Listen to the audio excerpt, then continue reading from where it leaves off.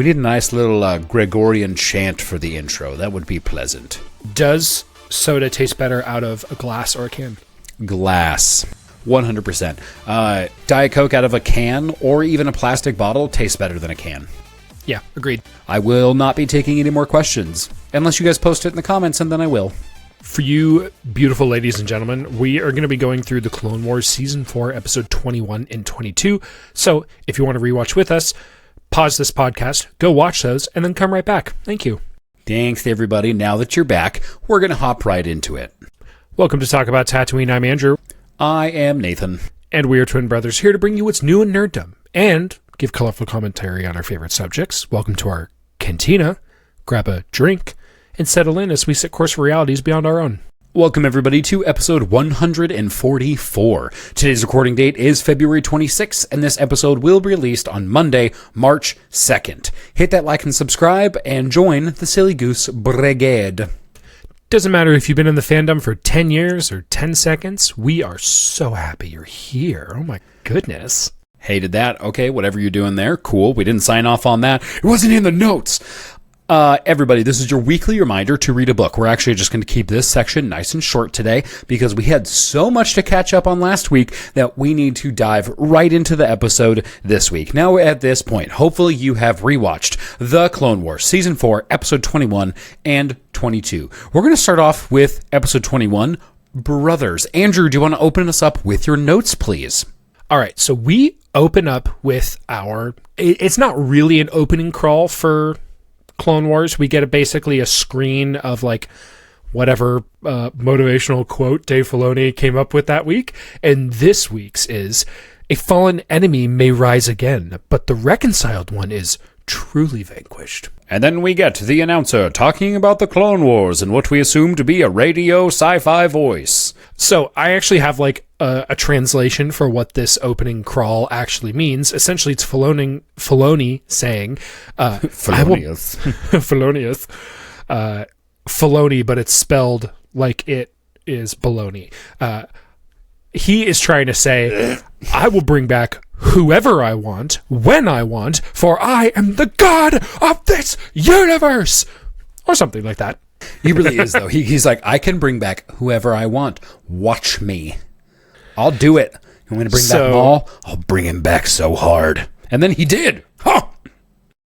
So it's really interesting watching the Clone Wars and also rewatching Attack of the Clones pretty recently for me. Filoni kind of takes the characters in some different directions and gives them real, honest character development. Like, Anakin is a super weird dude in the movies, and we really actually see his character development in the Clone Wars, so, like, it's going to be a win for me. Like, the majority of the Clone Wars, except for the Jar Jar specific episodes, the droid episodes, yep. I don't like them. The arc with Colonel Gascon, the snail dude, horrible. Hated it. It's not for me. I loved that Gregor showed up at the end. Big fan of that. Took too long to get there. I'm not watching 4 episodes of droids to get to one cool clone. It is literally a 3 or 4 episode arc that you can skip right over. It makes no difference. The last episode is really good. Like, Gregor sacrifices himself, and then we see potentially the largest explosion in the entire Clone Wars, but it takes so long to get there. And it's kind of just like, they flip a switch and they're like, now they're in mortal peril. And it's like, what just happened? They were like in mortal peril in another place, like starving to death in the middle of the scorching sun. Now they're in space in a Venator cruiser packed with space gasoline, spaceline, if you're nasty. And we know we're all nasty. Spaceline, that's a new one. So, you're so proud of that. I'm like 6 out of 10. Yeah, it's all right. I made a new word. I made a new word, Mama. Are you proud of me now? I'm not going to roll with that one. The things that just came to my mind are going to get our podcast demonetized. So there we go. I'm going to say mean things to him. Okay, so we're actually in the episode at this point, and the event that immediately precluded Savage Opress hunting, searching for his brother Maul, is the fall of the Night Sisters. Can you kind of give us a little bit of a recap of what happens there? Yeah, so if you guys remember a few episodes back during Laura Legends, yours truly forgot the other use of a defoliator tank and lost a point to Andrew on this specific episode. So basically, General Grievous is tasked to exterminate the Night Sisters. Remember, guys, it's a kids show. Yay! So they bring out a war crime tank. Yay! And then they burn them all alive. In the defense of the Separatists, fire is a very effective weapon against zombies. How dare you defend the Separatists? But yes, against zombies, it is. And they kill a lot of Night Sisters. What did you say? And a lot more zombies. So that was super cool. And I think a few episodes before that, the Night Sisters, in defense of the Separatists, did try to assassinate Count Dooku. Okay, but they only did that because Count Dooku was Kids like... show. I actually don't want my apprentice anymore. I am going to let her die at the hands of Anakin and Obi-Wan. So it's really a sort of flip-flopping of events that started with Sidious being a jealous bitch and saying, Dooku, get rid of your little pet assassin. I am afraid that she is going to be a rival. So if you could kill her for me, that'd be great. And he was like, say less, dude, let's go. Yes, boss. What a quitter. Come on, man. What a quitter. Well, and like, but also like Sidious is correct. Dooku is raising her as his apprentice, and he's right to be scared of her. Not that he could have taken her. Asajj is, there's literally no chance Asajj could have taken, even with Dooku, could have taken Sidious. Like, well, do you remember like the power difference even between Asajj and Dooku during Tartakovsky's Clone Wars when Asajj initially does the gladiator pits and fights? Basically, is like, look at this old man trying to boss me around, and he's like, I could murder you if I wanted to. He literally floats down from his box seat, like his cape a-waving. His use of the Force is so masterful. He's like incredibly powerful. He's one of the best duelists ever. And he like essentially single-handedly like leads the Separatists almost to victory. Like Sidious is like pulling the strings in the background, but like Dooku is executing masterfully. He's like he's a one-man army. He's so good.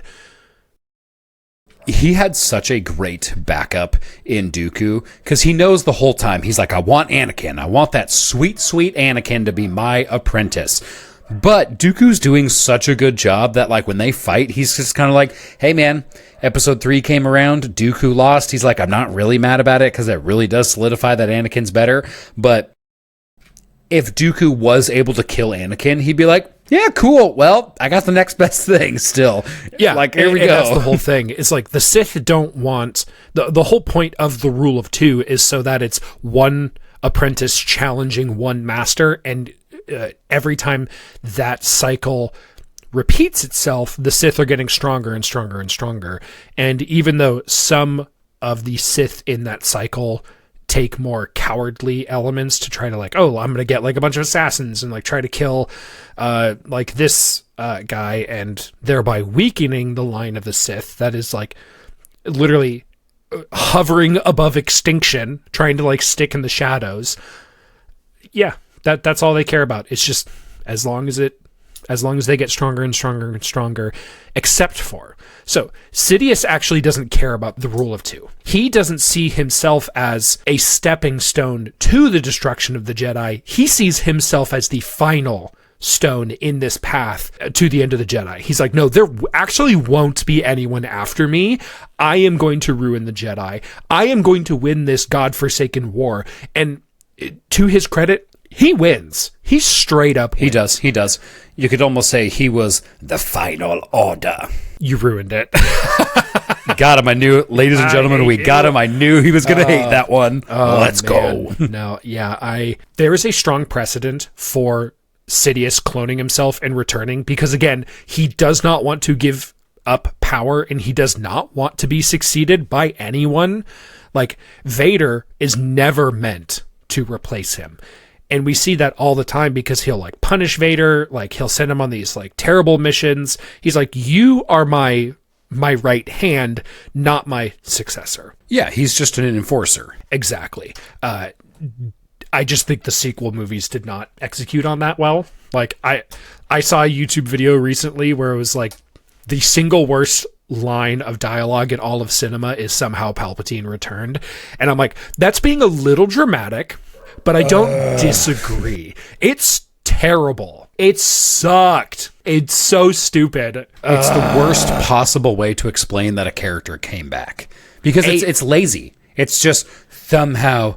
They're like, it's like so somebody lazy. Gave the pen to somebody's 5-year-old in the writer's room. And they're like, hey, come up with a reason that Palpatine comes back. And they're like, who's Palpatine? And they're like, the really wrinkly one. They're like, I still don't know who that is. And they're like, I just don't... Give me a reason that somebody might come back from the dead. Somehow he returned. And they're like, God damn it, kid, we're in.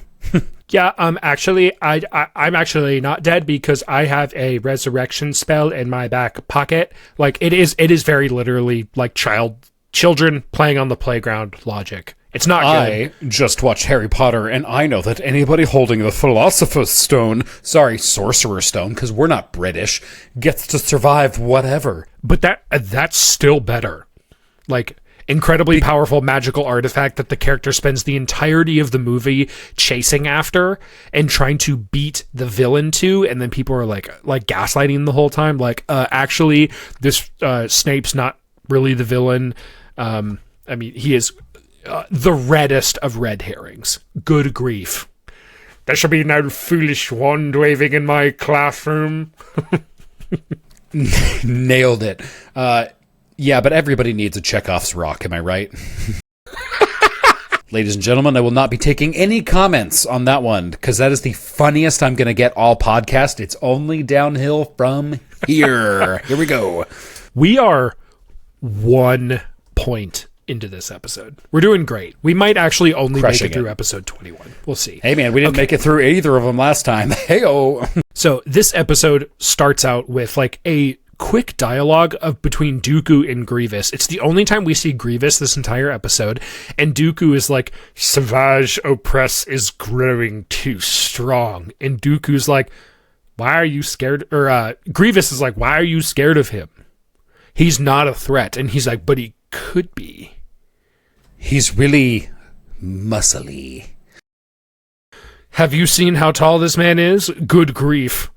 To be fair, he is like jacked to the nines with Night Sister magic. So, yeah, he's like pretty strong. Space wizard steroids are a hell of a drug.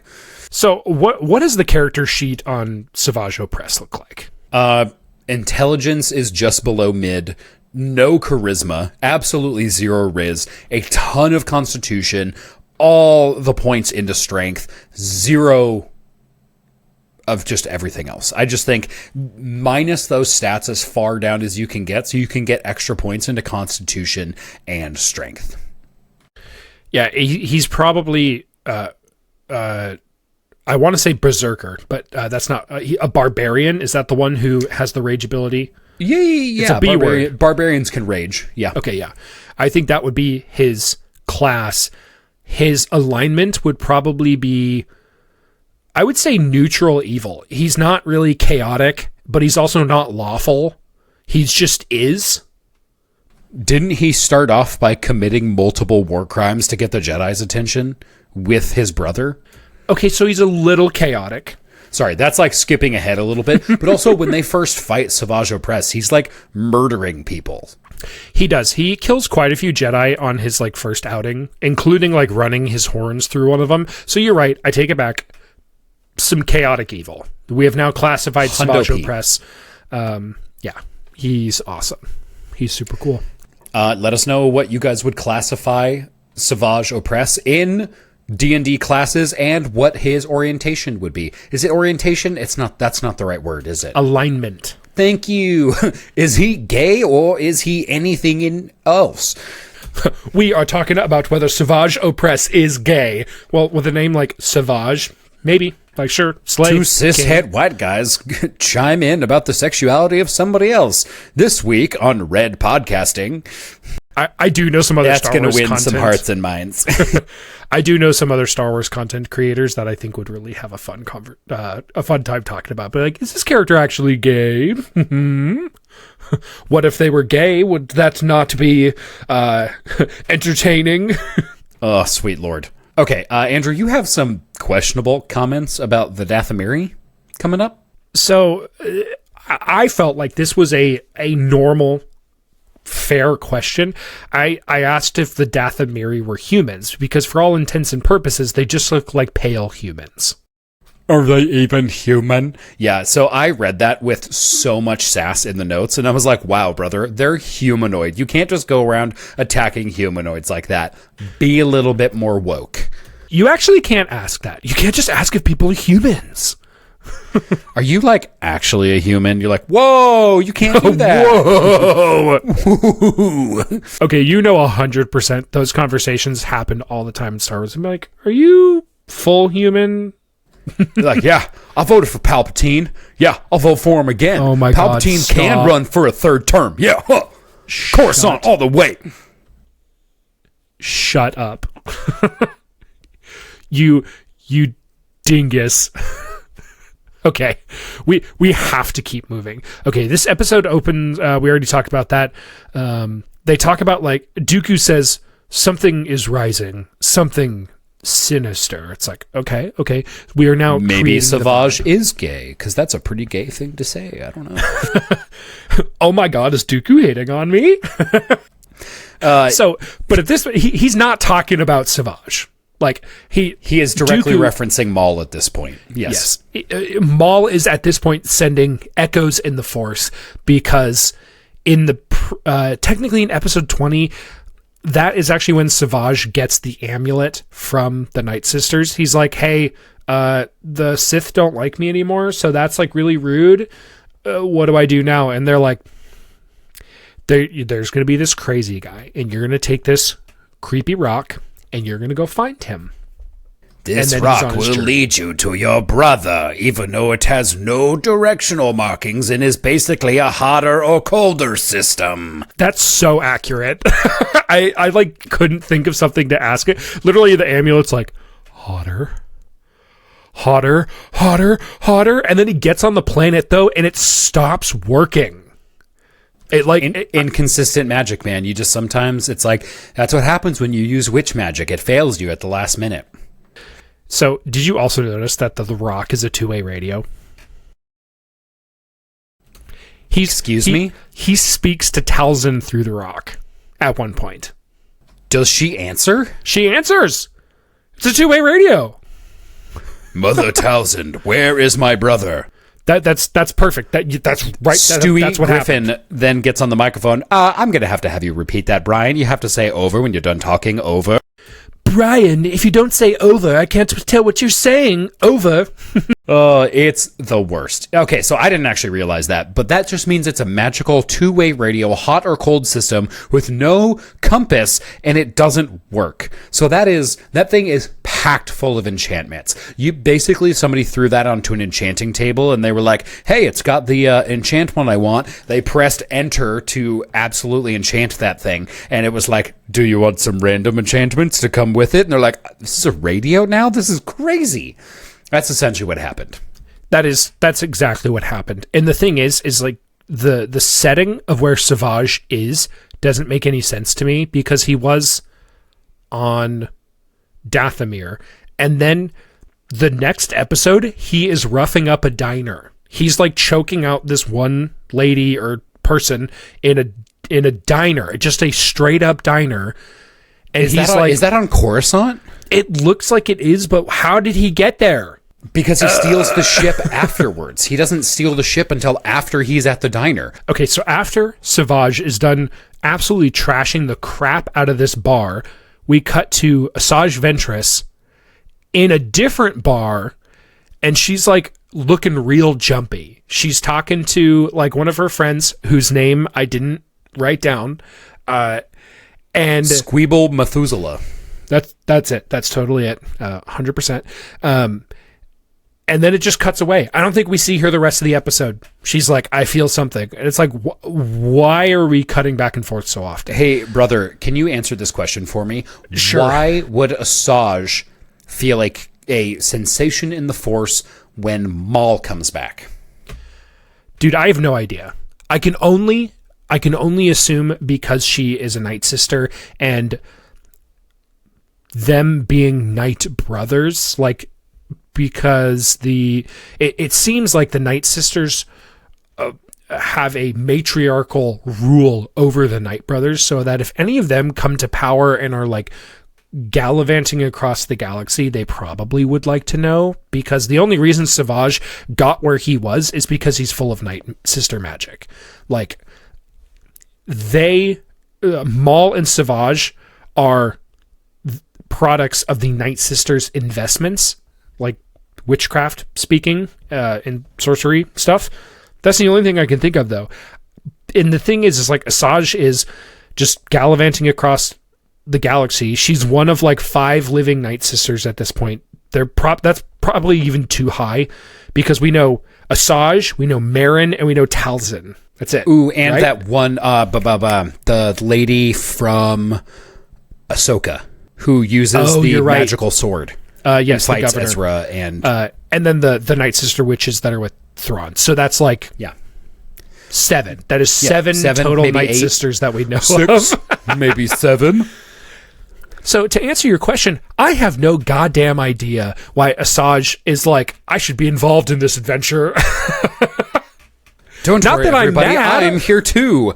Also, Night Sisters and Night Brothers, because they do refer to them as Night Brothers at some point, 2 completely different species, but it's also hinted or even explicitly referred to that they're used for mating. We have evidence of female Zabraks in the universe. This is a different species. So what's going on? What species is the Night Sisters? Right, so they're humanoids who are growing a colony of male Zabraks so they can mate with. So does that mean the Night Sisters are part Zabrak, though? But if they are, where are the horns? Because we see interspecies children happen with humans and Twi'leks all the time, and they basically take 50-50 of the genes and like 50-50. Put them together. They have shortened head tails. They have splotchy skin between human skin tones and Twi'lek skin tones. There's not a ton else to go on in this universe, but we can assume that interspecies relations can happen. So, but again, I'm like, why did are the Night Sisters genes just so strong that they take over? It's not explained. It doesn't make any sense. It's not very clear, but we can also look at Hera and Kanan's kid. I think Jason is his name. But again, Twi'lek and human, yeah. Yeah, Twi'lek and human, but he looks like a human. Yes, but he's got some alien features, but still mostly human. They're pretty minor, I would say. Like, he does not have the Leku, the head tails. Correct. Those are not present on him at all. However, again, we get mixed examples, literally and metaphorically, because remember that clone, I want to say his name is Cut Up, who deserts and fathers a family of Twi'lek clone babies, yeah. And they have like miniature Leku. So it could go either way. We're going to have to create a Punnett square. I do think a Punnett square is needed. This is interesting. Glad we're on the same page, everybody. If you don't know what that is, go back to 8th grade biology. We are going to be doing some Star Wars anthropology. That actually would be kind of interesting. It's like, hey, we're going to look at the biological crossovers between species in Star Wars. There's not a lot of examples, though. There's really not. That's fair. Moving on, Andrew, I would like to make a note about your notes. You actually say we cut back to Maul, who stows away on a ship. It's actually Savage who stows away on the ship. Loser. All Zabraks look the same. You're gonna get okay. First of all, pump the brakes. You're gonna get mad at me about the very sarcastic comments I made, and you're gonna be like, actually, do you guys want to hear some Star Wars dog whistles? And I'm like, no.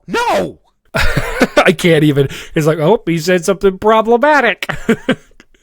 I'm sorry. I'm really sorry. Put another mark on the board, ladies and gentlemen. Okay, so Savage stows away on the ship at this point. The ship is loaded with crates. It looks to be a container ship, and it's covered from dust from Lothal Minor, which, again, would it not make sense that just being in proximity to the dust would make the amulet grow? But no, he has to wipe his dirty little fingies, get some dust, and then the amulet glows, and you're like, that's not how this hot-cold situation works. It's not consistent. It's like it doesn't make sense. What's going on, guys? It's almost so difficult to interact with this amulet that it almost seems like the Night Sisters are being like purposely mean to Savage. Little bit. Also, when he got that ship, you knew right away that, like, the first time watching that, you're like, oh, that alien's dead. He's going to get murdered. Yeah, literally the pilot is like, yeah, so you're like 7 feet tall. I can't kick you off my ship. Can you just like at least not kill me? That'd be great.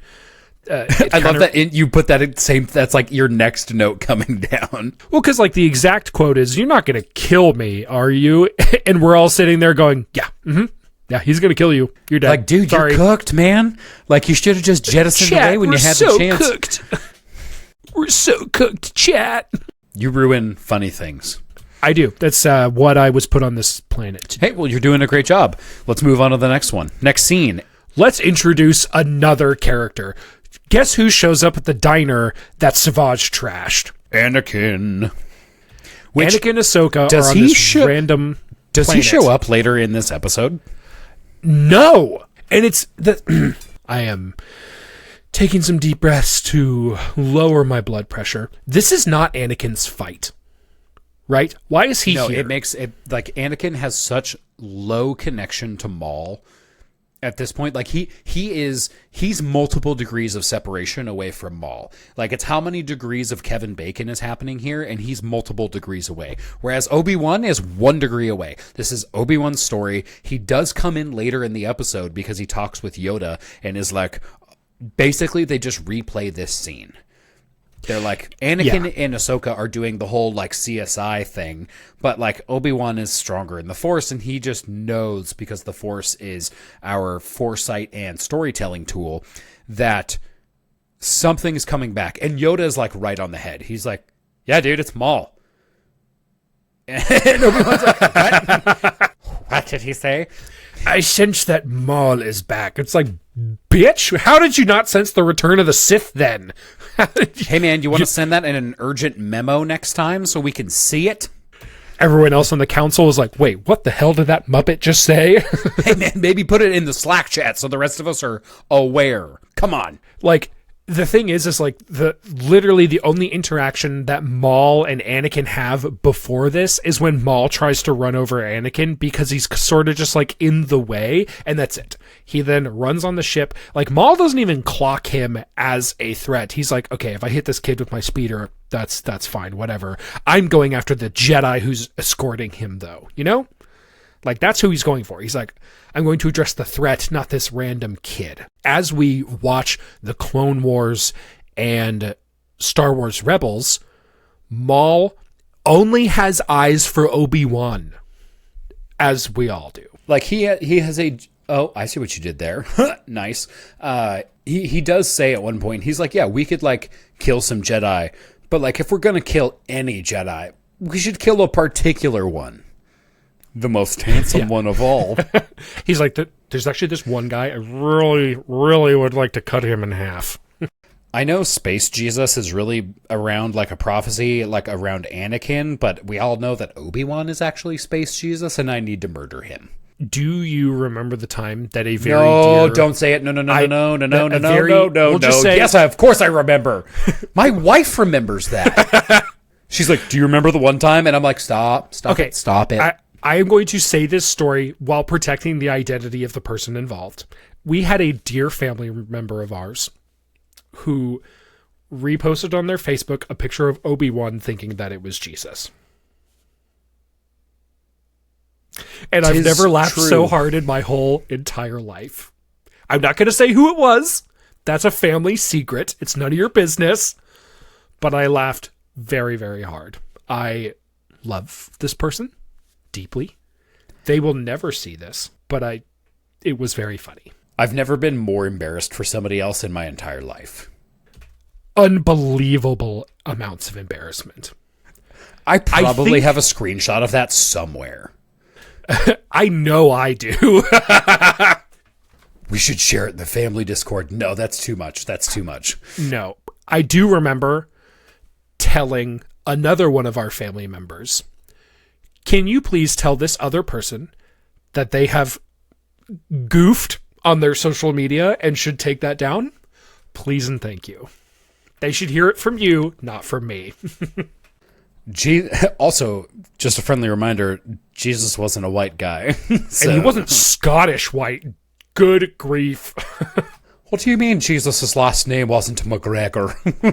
Jesus McChrist! Jesus McGregor was McChrist. It's almost St. Paddy's Day. It's gonna work, folks. We've fully derailed. This is amazing. Jesus McChrist. This has got to be a... we can make a meme of this. How can I meme this? We cannot put this on the platform that our mother is on. We will get a talking to. You guys want to see two 31-year-old men get grounded? Because that's how that happens. That is what's going to happen. Listen, I see that you guys post some wildly unhinged shit about your hobbies, and I really want to support you guys, but you guys went a little too far with White McGregor Jesus. Jesus McChrist. Jesus McChrist. It has such a good roll off the tongue. Oh my God. We're going to die. We're going to get smote in the recording of this episode. It's going to happen. Bring it on. We have to cut back to the episode. Okay, so for some reason, Anakin, Ahsoka, and Asajj are all involved in this episode, and they will not show up again. But they were shown a little bit. Same with Dooku and Grievous. They're like, listen, we have a contract so that everyone shows up in the episode. We got to show them, and we'll move on. Okay, we're gonna cut back to so now we are on Lotho Minor, not Lothal Minor, Lotho Minor. Every time they said this name, I was like, so are they in the Lothal system? Because I didn't watch it with subtitles the first time, which if you guys don't watch a sci-fi series with subtitles, you're a maniac. Watch it with subtitles because the spelling matters. Because every time you think you know something, it's like me who listens to everything on audiobooks. I'll be like spelling something out and I'm like, hey, these 5 character names, every single one of them, it's got a question mark behind. But I thought they were in the Lothal system for the longest time. I was just like, oh yeah, it's like some weird moon they have. Nope, it is its own system. He lands on the planet, and it is a junk planet. And at this point, I'm going to be primarily speaking to the olds in the chat. First off, thanks. So happy you're here. This planet looks an awful lot like Raxus Prime, which honestly shouldn't even be that surprising to us because Dave Filoni is famous for bringing back Legends content and introducing it through his animated series and now also his live action series. So Lotho Minor is absolutely supposed to be a stand-in for Raxus Prime, right? It totally is. Everything about it is like identical. Like they don't have the lakes of acid that you could fall in. It's the same planet though. It's totally the same. And if you guys remember from The Force Unleashed, we go to Raxus Prime to hunt down the psychotic Jedi Master Kazdan Paratus. This is in Legends. This is not canon, but it's also an incredibly difficult boss fight. He's hard. Kazdan Paratus is a very hard boss to fight. Andrew has some great notes on this for him. He's a little bit super crazy, has spider legs. Think of Peter Parker's Infinity War suit of instant kill mode.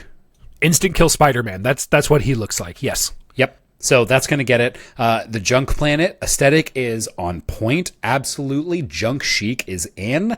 And it's the whole time I'm like, how is this not Raxus Prime? But again, you have to consider the main audience for the Clone Wars probably never played The Force Unleashed. And they're just like, correct. I would have no idea what Raxus Prime was. But all of us olds are like, I'm going to pop some Advil and I'm going to appreciate what's happening here.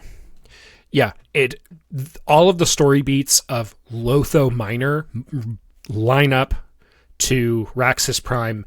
Like Kazdan Paratus is supposed to, or I should say, Maul's return is echoing Kazdan Paratus from Legend. And we know this even more so because the main character in The Force Unleashed is the same voice actor who voices Maul. Sam Witwer, who am just starting to call he is the Henry Cavill of Star Wars because he's crazy that's about perfect. Dude, right? He's first off an 11 out of 10 handsome. His headshot that they used in the Maul article, devastatingly distracting. I had it up on my work computer and I'm just like, good lord. It's my phone lock screen. Dude, his like little pout. Okay, I want to, it's the kind of thing I want to message him and be like, can you stop? My wife is on this platform. Also, I'm on this platform and I'm at work. He's very handsome. Great, another horny fan. He knows. He knows what he's doing. You know what you did. Dude, his cheekbones are sharp. You're going to tell me I'm the one getting us off topic today? Really? You kind of paused in a weird place there. The folks at home have not heard enough thirsting about Star Wars characters. Who shall we thirst about today, brother? But, okay. But actually back, Maul is voiced by Sam Witwer in the animated series, and he does such a good job. He's so good. So I do want to pivot away from him. I'm so sorry. I love you. Don't go away. We're going to talk a little bit about Kazdan Paratus because he's really interesting, and his lightsaber is really cool. It's one of the coolest lightsabers we see in Legends, and I really wish they would bring it back to canon. I actually think this would be a better weapon for Rey as like the new Grand Master of the Order than a double-bladed lightsaber. Can you tell us a little bit about Paratus's lightsaber? So Paratus' lightsaber is a lightsaber pike. It's probably one of the few variants we get to see in the Clone Wars. It's a fantastic weapon. The cool thing about the lightsaber pike is that it's also a similar weapon used to the Jedi Temple guards in in Rebels. I don't think we actually get to see the Temple guards in Clone Wars, but we do get to see them in Rebels. We do. The Temple guards show up during the trial of Ahsoka Tano. You're right. I totally forgot. That's like at the very... actually, that's one of the best arcs that we have. It's so good. It's so good. Lightsaber pikes are super cool. Gives you a lot of reach with that weapon. Doesn't need a super long blade. Can do some really cool stuff with it. So... And if you want to see some really good combat with the lightsaber pike, go check out the Old Republic trailer Betrayed.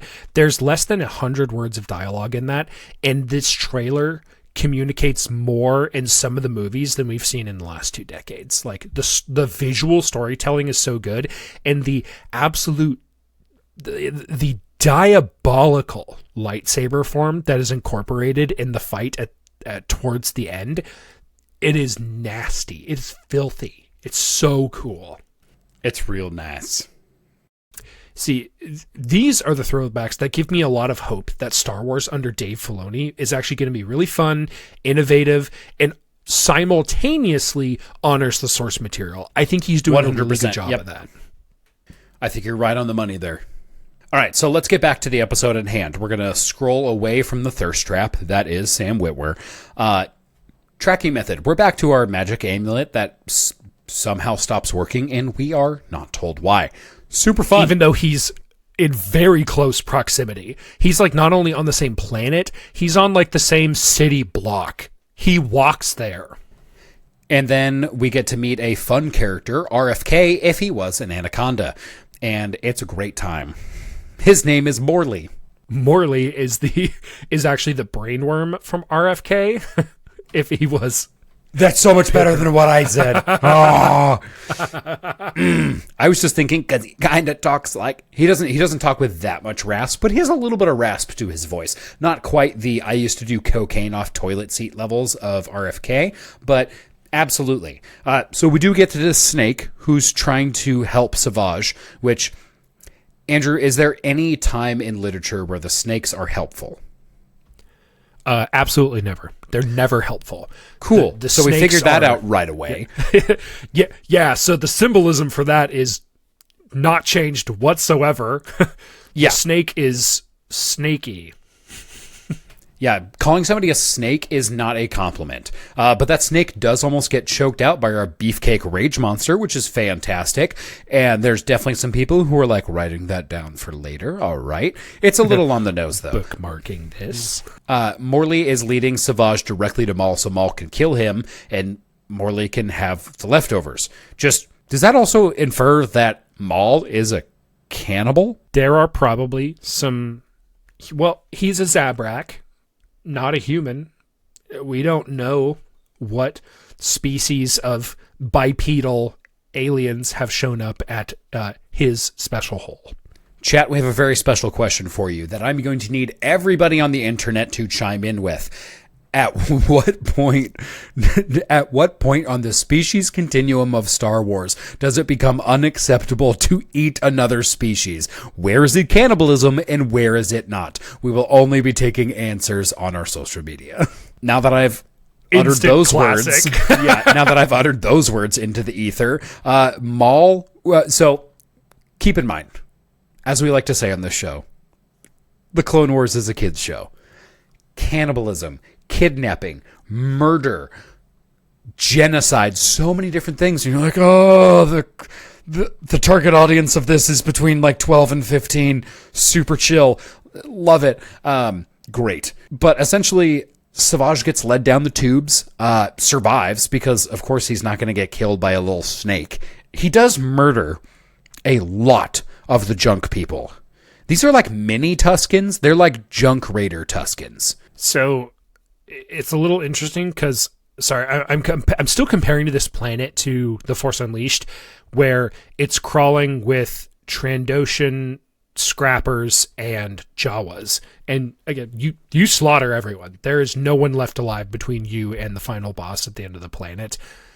But yeah, he kills them all. They don't do super well. It's really a good time. We do get to the point where Maul, or we see Maul, because again, it's been alluded to like 3 or 4 times. Like we know that he's going to find Maul. It's it's not like a shock at this point that he's coming back. It's not a surprise. But we do see Maul basically being a mental patient. He has completely mentally broken here. Goes through the Sith code for a little bit, which is fun. Andrew, do you want to walk us through that? Yeah, so when we find Maul, essentially Savage is wandering through these tunnels that Morley has led him to. Morley abandons him because he's like, okay, Maul's going to kill this guy. And he's like muttering bits and pieces of the Sith code. What he's actually saying, he's like, he's kind of saying to himself, always remember that I am fear. I always remember that I am hunter.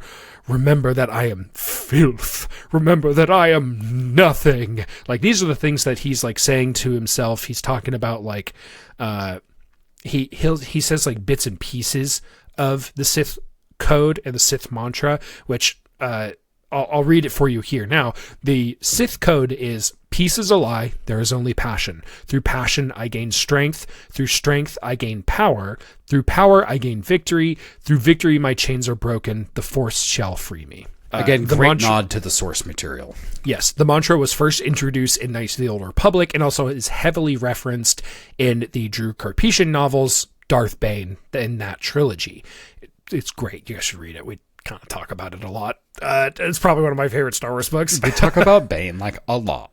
But yeah, the Sith, if you guys don't know, are basically meant to be the opposite of Jedi. You compare the codes to each other, and they're basically just opposites of each other. The first line is an absolute. Andrew, I think this was a really good observation that you made, is that, like, only Sith deal in absolutes, and you're like, hey, man, that seems kind of hypocritical for you to say, because that in itself was an absolute. But he's more referencing their philosophy, not necessarily just saying a stupidly written line. And I thought that was a very insightful note that you made, which I just said for everybody instead of you, so you're welcome.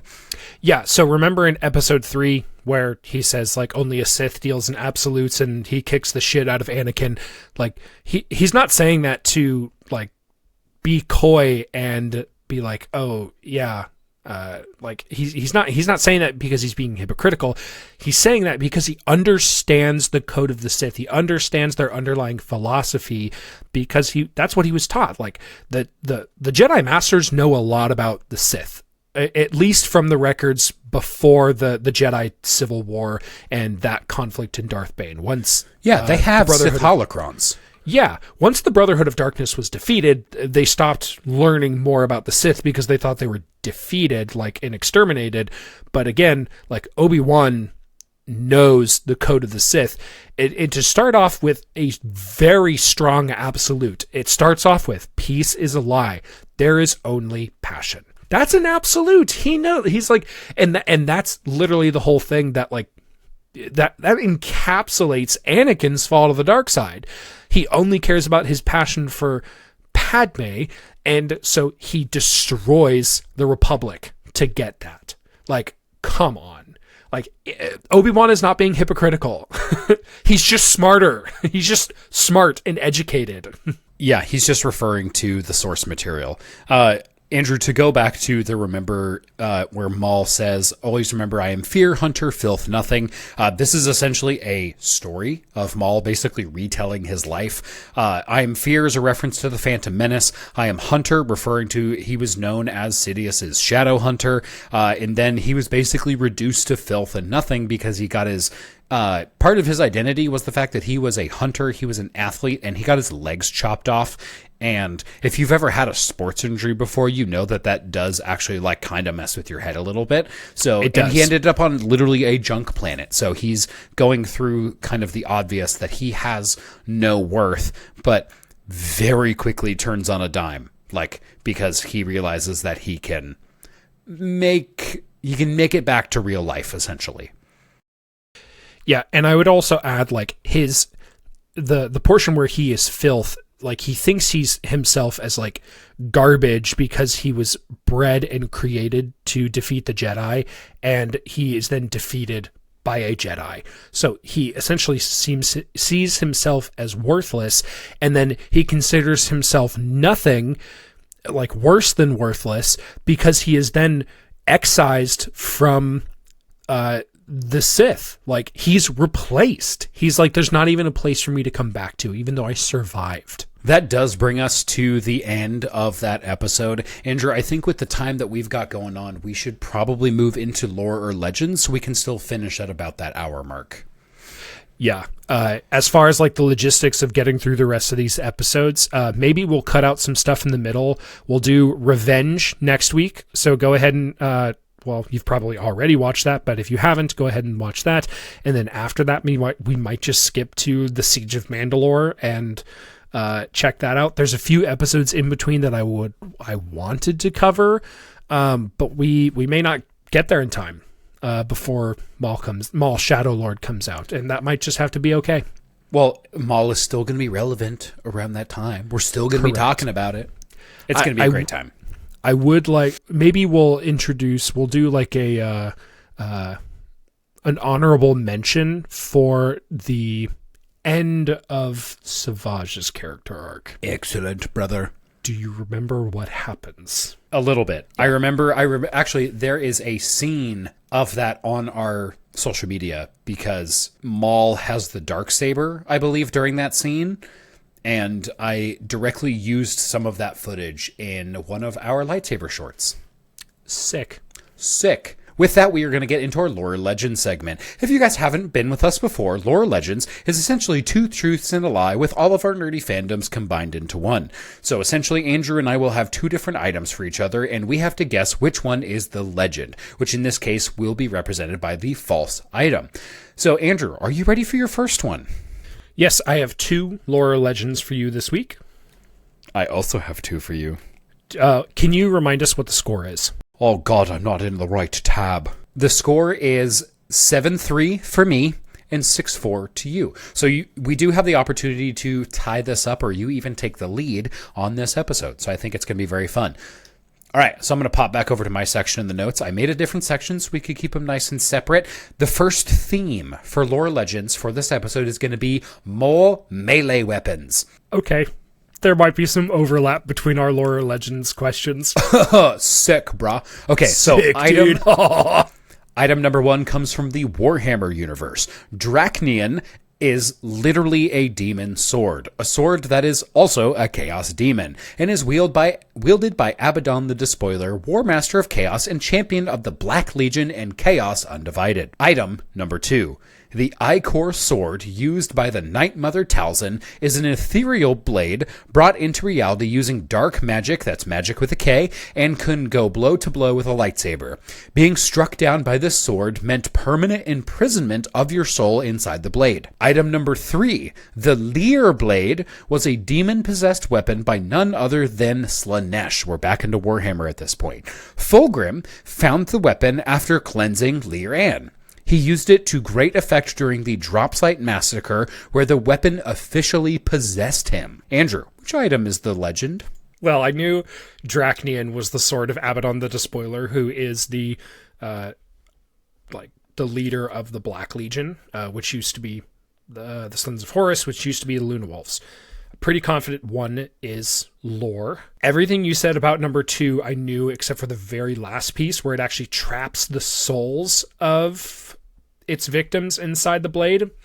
I can't confirm that. And number 3, the blade of the lair. You mentioned a planet that I didn't recognize. I hope that's not it. Because you don't like obscure planet references? Oh, weird. In the Warhammer universe and Star Wars have so many planets. That's really hard. My official answer is I'm going to go for number 2. The bit about the Ichor blade stealing the souls. I don't think that's true. Jesus McChrist, that's correct. Oh, thank God. It's been so long since I got a question right. Ladies and gentlemen, Andrew has broken his losing streak, and we are back. You got it actually exactly for the reason that it was intended. Item number 2 is the fiction. It is the legend. Talzin's blade does not possess the soul trap enchantment. Thank you. Good grief. Oh, thank God. All right, here's a question for you, and the topic is on shields. Specifically, energy shields. In the universe of Dune, everything from the massive guild transport ships to individual infantry can be equipped with a shield powered by a Holtzman generator. 2 unique attributes about the shield that fundamentally change the battlefield are thus. The first being that the shield renders fast-moving projectiles completely useless, and the second is that if the shield was struck by a las gun, it would ignite a nuclear explosion. This led to the rise of melee combat in the far future. That's why the saying goes, the slow blade penetrates the shield. I hate that you started off with a Dune reference, but okay, continue. Number 2, Helldivers of the Super Earth Armed Forces have 2 options for energy shields. The ballistic shield is not included in this list. The first option is the SH-32 Shield Generator Pack, which grants the diver a protective bubble that allows ordnance to leave, but not to enter, and comes at the cost of a much larger hitbox. The second is the FX-12 Shield Generator, which behaves the same, but is also just much larger and is immovable. Number 3. As most Halo fans know, the Mjolnir-powered assault armor comes with a personal shield that was reversed engineered from the energy shields wielded by the Kigyar, aka the Jackals. However, before this, humans had several other forms of shield that were owned by the Office of Naval Intelligence, including the Bubble Shield, which is actually classified as origin unknown, and a prototype drop shield that also featured a regenerator and saw action at Reach. Which one is the lore or legend? Okay, so first of all, screw you for including a Dune reference, because I haven't read that book in a long time. I do remember something weird about the shields, that like ranged weapons weren't effective and they were dangerous. I just don't know if you're being serious about the nuclear explosion. That doesn't make any sense to me, but again, I don't know enough about the other items to say that that one is true or false. It's sci-fi gobbledygook. It's something about like a subatomic interaction that can cause a nuclear explosion either at the shield or actually from inside the las gun. Okay, sci-fi gobbledygook is a good way to describe that. Number 2. I can't see. Here's the thing. If you're going to mess that up, it's going to be like the letter designation of the backpack and the drop shield. And I'm like, hey, I'm not going to do that to you. Okay. Cause I was like, hey man, I am not going to know that. I'm like, it's the shield pack or the drop shield. I don't know the names for them. I can't necessarily pull anything out of those that would be wrong. I know that like when you're wearing the shield, you can shoot out of it because that would be stupid if you couldn't. It's like an actual game mechanic. Like that's how you wear it. That's how you get protection from it and still remain lethal. So that means I'm going to say number 3 is the Legend. And that is because I'm not sure about the Oni property. I think those are still Covenant based. I feel like the drop shield and the bubble shield came into later Halos, but I think they were still developed from Covenant technology. That's what I'm going to say. So you're probably right, but that actually is lifted directly from the wiki and is not the lore in this instance. The Legend is actually the Helldivers question. I said there's 2 options for energy shields in the game. There's actually 4. There's the directional shield that is given in one of the war bonds, and then another shield that was released like a couple weeks ago, and it's a grenade shield. You throw a grenade and it pops up an energy shield. What? Shows you how long it shows you how long it's been. I've been gooping too much, man. I haven't played Helldivers in so long. There's too much goop to get. Well, I do have a couple other items written with some Arc Raiders questions. I will try to lean more towards some of the Arc Raiders lore and maybe away from Helldivers. That might have been too mean. I'm sorry. I think you're good on that one. Andrew, are you ready for your second lore legend? Sorry, what is the updated scores now? We are tied at both 7-4. Yay! Okay, are you ready for question number 2? The theme for this is artificial diseases and ailments. Item number 1. In Mass Effect, the Krogan are affected by a blight called the genophage. This was an attempt at mass sterilization created by the Asari to quell the rampaging Krogan race. What are you shaking your head at? Nothing. Nothing. Item number 2 in Star Wars. In item number 2, Mara Jade suffers from the disease caused by the Yuuzhan Vong spores. This disease was incredibly effective at killing those without the Force, and was not more effective as a pandemic agent because it was non-communicable. Item number 3. In Warhammer 40k, the Plague Wars are a conflict between the Chaos God Nurgle, his disease Primarch Mortarion, and the realm of Ultramar. The goal of the Plague Wars was to take the realm of Ultramar and add it to the realm of Nurgle in real space. Andrew, which one's the Legend? It's number 1 because the genophage was developed by the Solarians, not the Asaris. Asari. Excuse me. Is that correct? It's 100% correct. You knew it right away. God, you're the worst. Andrew scores 8-4. That feels really good. I'm really annoyed with how fast you got that because I thought of that today and I was like, I wonder if he knows that it was the Solarians. Because I played Mass Effect through like 7 times. And I was like, yeah, of course it's the Solarians. It's the bug-eyed ones. I have not played it as much as you, but Mike, closer, please. Third one... Sorry, closer. Thank you. Yes. I want to hear your wonderful voice. So I haven't played Mass Effect as much as you, but the third one really gets into the ethical considerations when the cure for the genophage is discovered and your Solarian crewmate is like, yeah, but they like are terrible murderers. And you're like, you can't do genocide, man. You can't do that. All right, Andrew, hit me with this. You're at 8-4. I'm at 7-4, so I have a chance to keep the tie here. Okay, this category I have called Swords of Fire and Light. Nerd. The first one is the Halo Energy Sword. The very first instance we see the holy weapon of the Sangheili is in the Silent Cartographer when Chief is burrowing through Halo looking for a map of the massive installation. You open the door and it's the Gold Elite. Terrifying and awesome. Unfortunately, we have to wait until Halo 2 before the players could wield the sword themselves. It offers a one-hit kill on a player at full health and features a lunge mechanic, allowing players to close the distance as soon as your reticle turns red. Swords on lockout, anyone? That literally, I was thinking in my head, I was like, oh yeah, swords on lockout. Let's go, baby. Let's freaking do this. Swords and shotguns. We should do that on our Patreon. I bet if we told guys, that could be fun. Install Halo, we're playing swords, I think they would all just jump on that. The second one is Brissinger. The blades of the Dragon Riders are all forged by the hands of Runin Elder, who is an elf, who enchants each blade, singing in the ancient language as the blade is being shaped.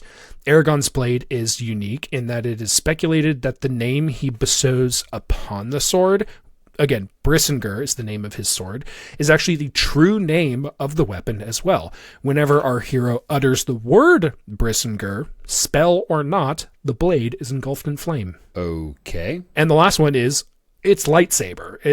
We're giving you a lightsaber clue. The forgotten benefit of the proto-saber is that it's actually attached to the user via a power cable and the battery pack hefted by the user. This is worth bringing up because in all 9 mainline Star Wars movies, one of the main characters loses their lightsaber at some point in the film, whether that be through duel, dismemberment, or death. Tie your weapon to your hand. Please. But what if they lose their hand, which does happen? That does happen, actually, quite a few times. Okay, so lots of good stuff here.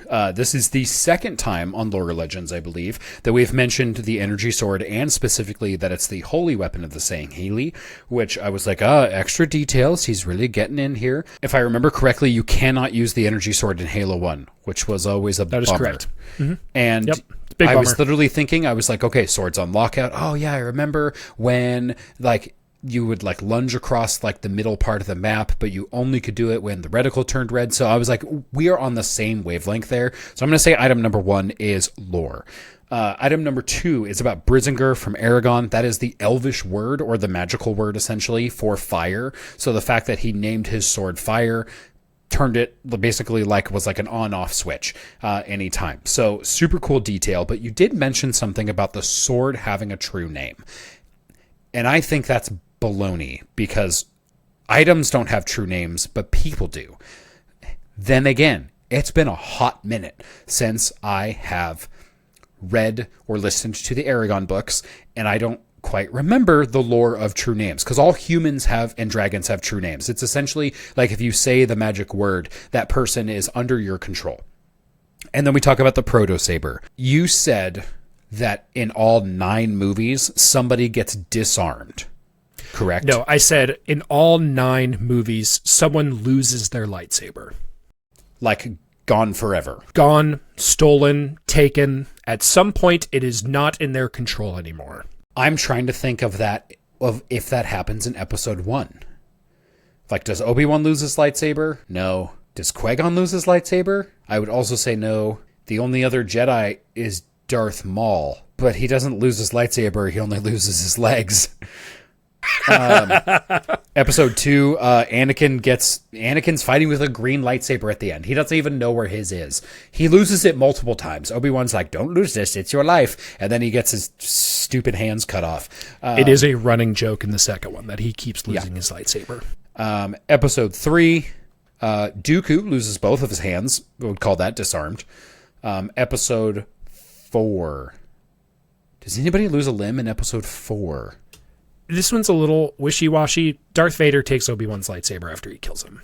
I'm counting that. Okay. I was like, that's not... I mean, yeah, somebody dies. I'll give you that one because it's the most, unclear, but yeah. Fair. Episode 5. Luke loses a hand. Easy one. Episode 6. Oh, God. Does anybody lose a hand in episode 6? Does Darth Vader get his hands cut off? That one's a little bit more confusing, too, because Luke actually, his lightsaber is taken away from him, but it's not through dismemberment. Right, because it's up on Palpatine's chair. Correct. He's disarmed by the guards. Episode 7. I'm trying to think. Rey finds Luke's lightsaber. She doesn't have her own lightsaber at this point. But also, Rey loses her lightsaber to Finn, so in one way, shape, or form or the other, she does lose her lightsaber. She does not have possession of it anymore. Episode 8. Oh, God. It's been so long since I've watched The Last Jedi. So long.